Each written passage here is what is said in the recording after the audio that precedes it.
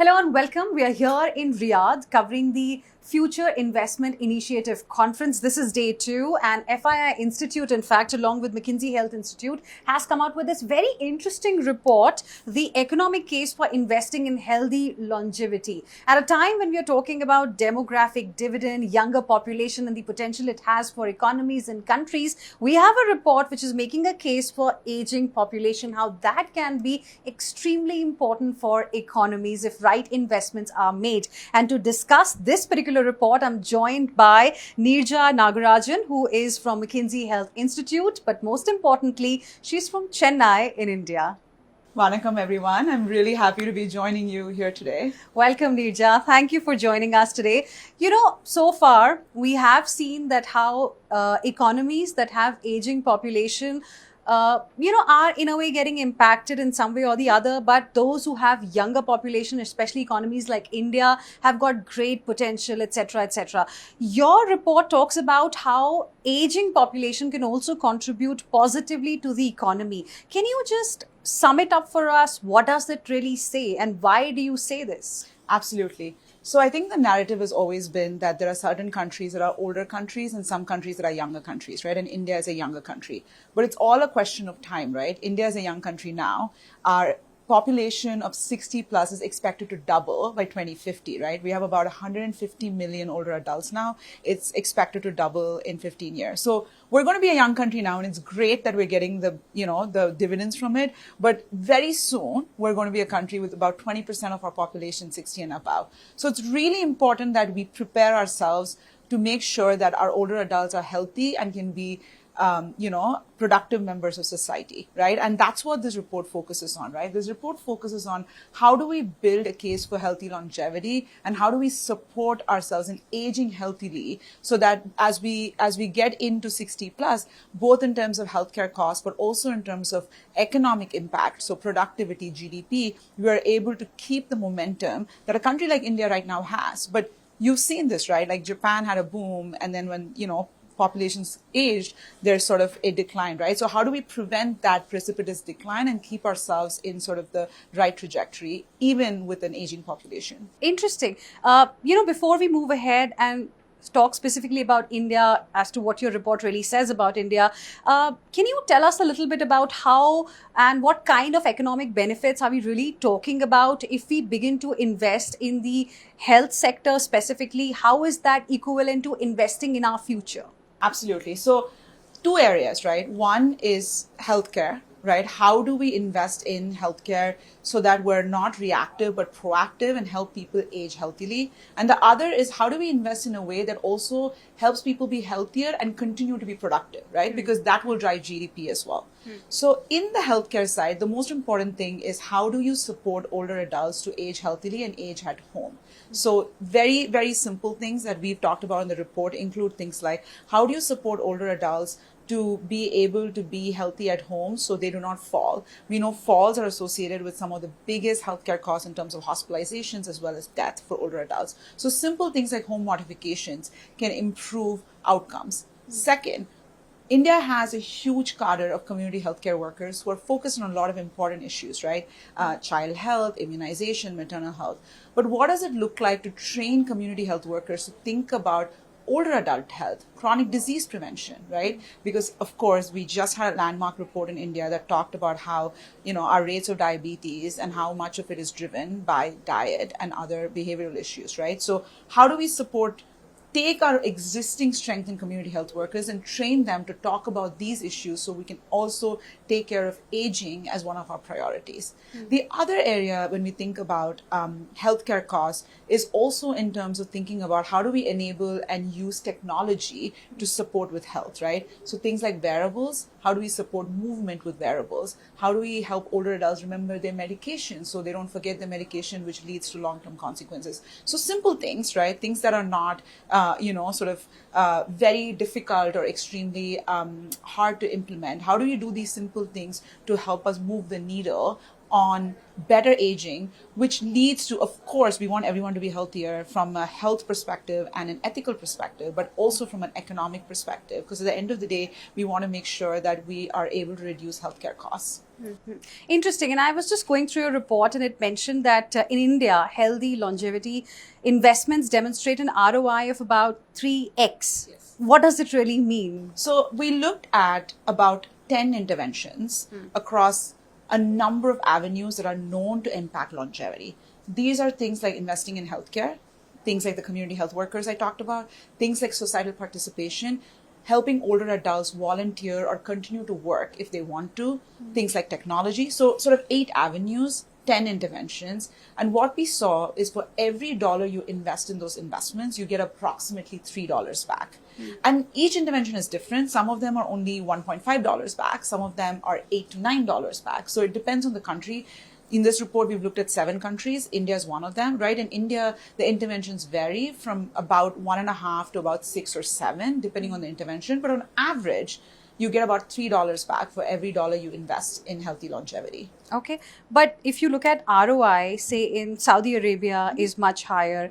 In Italy also it's much higher, 6 times. In US is about 5 times. Why so? So a lot of reasons, right? 2 main reasons I would say is what is the percentage of older adults in your population is an important driver. The second is what is the proportion of healthcare cost in your country, right? So India has a proportionally lower healthcare cost than Saudi or United States. India has a lower older adult population than in Italy. So that's where the difference comes. But it's important that India acts now though, right? Because otherwise we will become like Italy or we will become like United States in terms of healthcare costs and our older adults. So even though the ROI seems lower, it's because it's intervening earlier for an India or like a Nigeria, for example, than a US or an Italy who are sort of further along on the demographic shift. Help me understand this a little bit, because if you're saying today my ROI is lower because I don't have that much of population that requires this kind of intervention as compared to America, Saudi Arabia or Italy, isn't it something that perhaps I can delay for some time because my ROI isn't too good? It's actually the reverse, right? Because what this is, first of all, India has a huge number. It just has a smaller percentage, right? I mean, India has like 150 million people who are 60 and above, which is half the population of the US, right? So, I mean, it's in India, everything is like sort of a matter of contextualizing. So we have a big number, a small population. The big driver for India is right now healthcare costs in India as a percentage of our GDP is lower than America. In America, it's about 20%, right? In India, it's like closer to 1%. But healthcare costs are going to rise, right? Like in India, we're already seeing that, right? And healthcare costs will continue to rise. You know, in America, about like 10% of older adults end up requiring nursing home level care. If that happens in India with, let's say, 300 million older adults, even if 10% of them need nursing home levels care, imagine the cost curve of that, right? Yeah. And we know the government is now saying anyone over 70, the government is going to cover, right? Yeah. So the idea is that can you intervene ahead of time to prevent catastrophic costs down the road rather than waiting for the catastrophic costs to grow? Okay, interesting. Now, we have the potential for sure. That's the sense we get.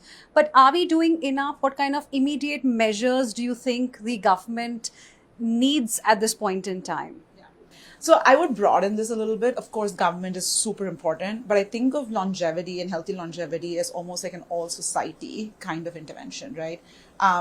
Government sets policy, and I think we've already seen some very important policies in India, like the sort of coverage of 70 plus for healthcare costs. They've removed GST also from insurance. Exactly. Health, So there's life, everything. Exactly. There's a ton of activity happening from the policy level, which is sort of what the government does. Funding is another thing government does, right? But also sort of setting the cultural narrative around longevity and aging is a really important aspect of what the government does. For a long time in countries like India, Nigeria, for example, even Saudi, right? The conversation around health has been around infectious disease, around maternal health, child health, all of which are very important. But we are sort of facing that tsunami of aging, right? And I think it's really important for us to start having those conversations and making it a priority issue, right? How do we age healthier? How do we support you and me as we age, right? To age healthily. It's not just about those who are 60 plus. It's like, how do we age into that age cohort in a healthy way? So I think government has a very important role from a policy, funding, but also cultural sort of changing the narrative perspective. social sector and community-based organizations are also super important because they're the grassroots, right? And they're the ones having conversations at that level. So they're really important. And private sector as well, right? We're here, in FII, we're talking about investment. Private sector has a really important role to play. A lot of the interventions we look at have a private sector angle to it, right? Like if it's a wearable, if it's home modification, transportation support, a lot of that service will be provided by private sector. So how does the private sector start innovating and investing in the aging space in a way where they are able to actually move the needle for older adults? And how do they do it in different contexts, right? India is very different, let's say from the US or from Saudi. So how do you do it in different contexts where you can drive uptake in that particular population? So to begin with, do you think perhaps investment in healthcare from the government side should also go up as percentage of GDP?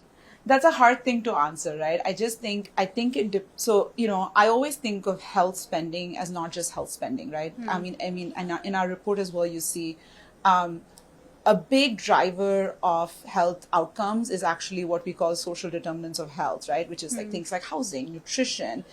So sometimes I think when you think of health spend as it's like in sort of isolation, it gets obscured. I think it's spending on health and wellness, right? And I think as a holistic set, how are we spending on that? And are we spending on the right things, right? It's not just a question of like rupee or dollar amount. It's also, right, are we spending it on the right interventions? Are we spending it in the right time? And I think, as any developing country has so many competing priorities, right? I think one of the reasons we've done this report is to actually show, hey, every dollar you spend gets you a return, right? And that's like the step one in making sure the dollars are spent in the right way. And I think we're hopeful that this report shows that longevity is worth investing in.